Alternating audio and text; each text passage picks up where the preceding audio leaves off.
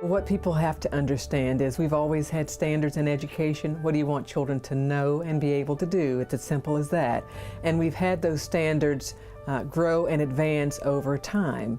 And so what we learned in the past is not going to be sufficient for our young people when they graduate from high school and enter the workforce or they enter college. And so we have to have our standards graduate and advance with the growing times of our society. For example, children have to have technology skills. They will be hard-pressed to succeed in the work setting and in the college setting without serious technology skills. That was not the case when you or I graduated from high school.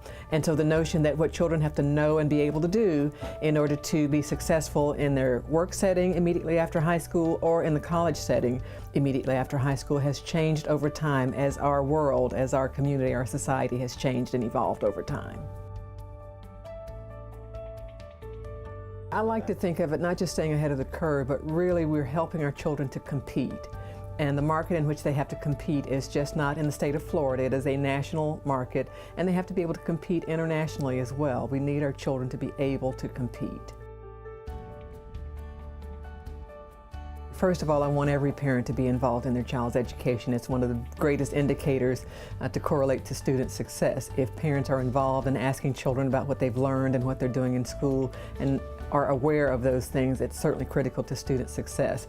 But I think more importantly, parents need to be reassured that what we're teaching and sharing with their children is going to help them be successful in college and or career.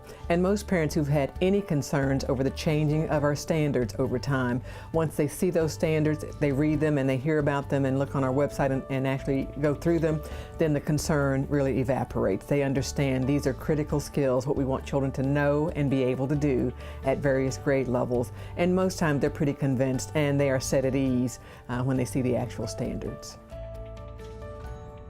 I think we have to convince our young people and their families as well that education is really the linchpin of our democracy. It is the only means by which most of our young people can have a different lifestyle, a different life than perhaps what they've grown up in or what their parents actually experienced.